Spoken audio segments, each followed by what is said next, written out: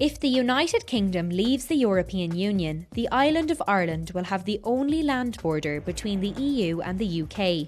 That border between the Republic and Northern Ireland is 499 kilometres long, with around 300 crossing points.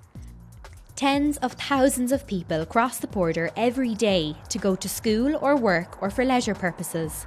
Often it is impossible to identify the actual frontier. One thing you might see is speed limit signs changing from kilometres to miles. In Northern Ireland, sterling is the currency used. South of the border, the euro is the currency. Ireland used to be one country, but the island was partitioned in 1920 with the passing of the Government of Ireland Act.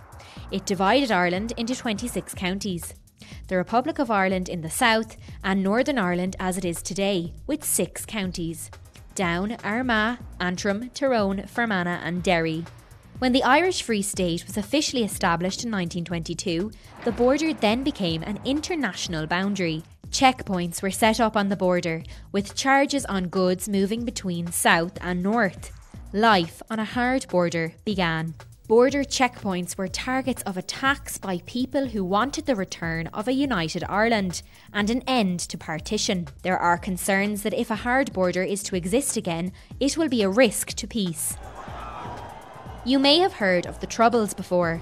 This was a 30-year period of conflict between Protestant loyalists, people who wanted to be part of the UK, and Catholic Republicans who did not want British rule.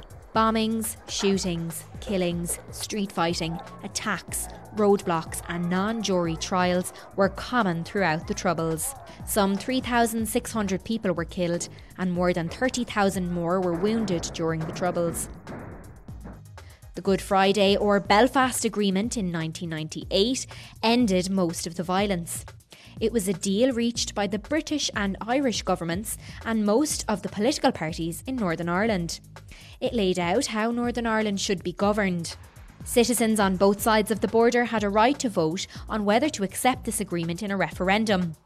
The majority of people in Northern Ireland and the Republic of Ireland backed it. The agreement says that Northern Ireland will remain a part of the UK as long as the majority of people support it. Our united Ireland, where all 32 counties are together again, would only happen if a majority backed the change.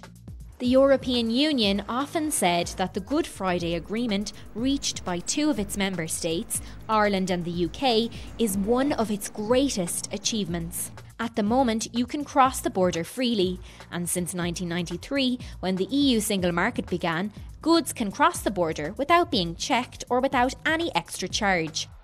However, a hard border could mean inspections along or close to the frontier, and the possibility of delays and queues.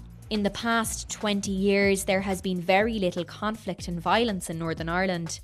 A generation of young people, like you and me, have lived on a peaceful island.